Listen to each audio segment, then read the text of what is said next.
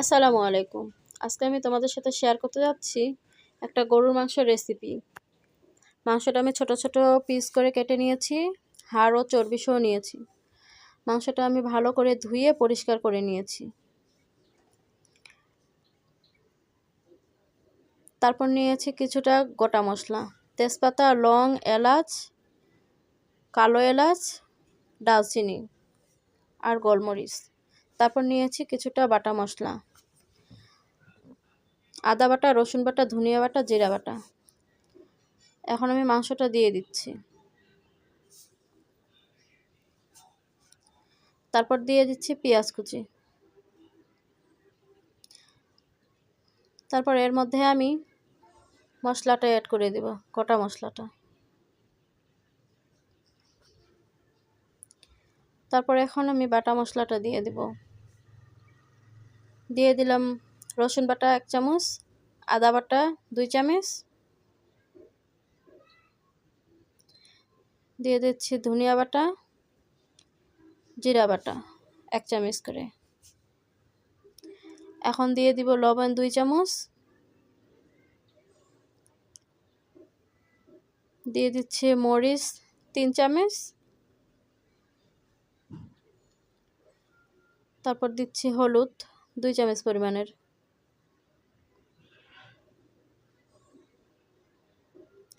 এখন দিয়ে দিচ্ছি পরিমাণ মতো তেল। আপনারা কম বেশি তেল যে যেরকম খান সেরকম দিয়ে দিবেন। তারপর এগুলো খুব সুন্দর করে আমি ভালো করে মাখায় নিচ্ছি। আজকে আমি মাখায় রান্না করব, খুব সহজভাবে মাখায় রান্না করব। তাই ভালো করে সবগুলো একসঙ্গে মশলার সঙ্গে মাখায় নিচ্ছি।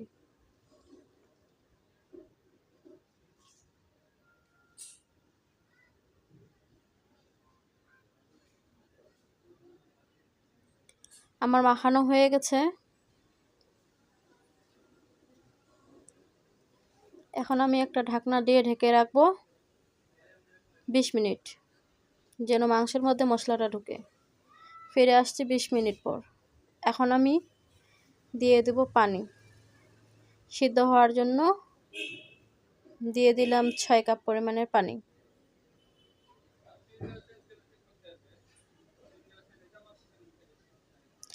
তারপর চুলাটা অন করে দিয়ে একটা ঢাকনা দিয়ে ঢেকে দিলাম। বলক চলে আসলে ঢাকনাটা তুলে একটু নাড়াচাড়া করে দেব।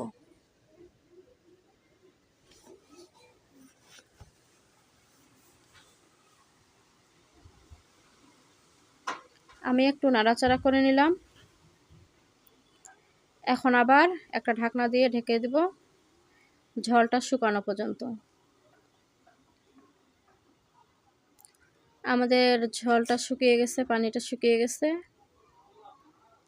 এখন আমরা খুব সুন্দর করে কষিয়ে নিব।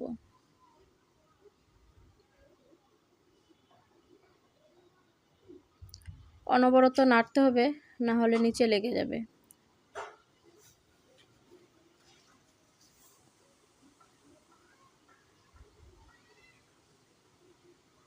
আমরা একটু হাতে সময় নিয়ে খুব ভালো করে কষিয়ে নিব।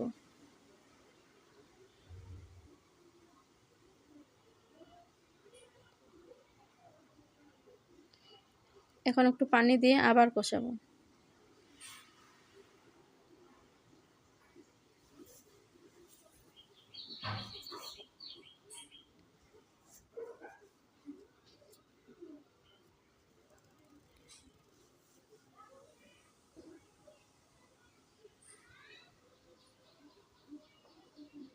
এখানে আমি দিয়ে দিলাম হাফ চামচ পরিমাণের টালা জিরার গুঁড়ো।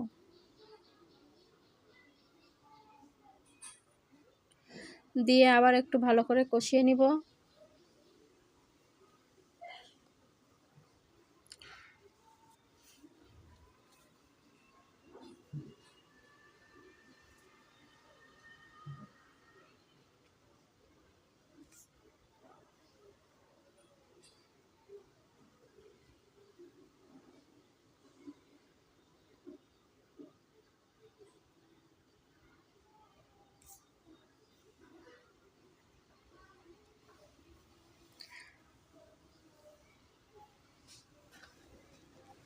আবার ভালো করে একটু কষিয়ে নিলাম।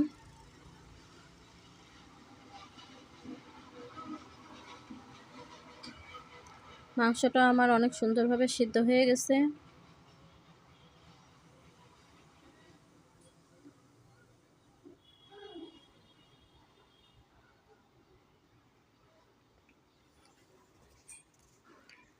এখন আমি এখানে দিয়ে দিব ভাজা গরম মশলার গুঁড়ো।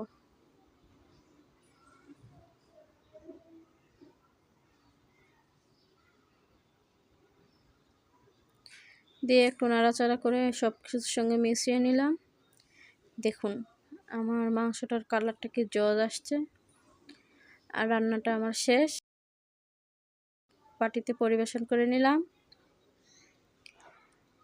আপনাদের যদি ভালো লেগে থাকে অবশ্যই বাসায় একবার ট্রাই করবেন। আর এই মাংসের স্বাদে গন্ধে অতুলনীয়। আর কে কোথা থেকে দেখতেছেন অবশ্যই কমেন্টে জানাবেন। আল্লাহ হাফেজ।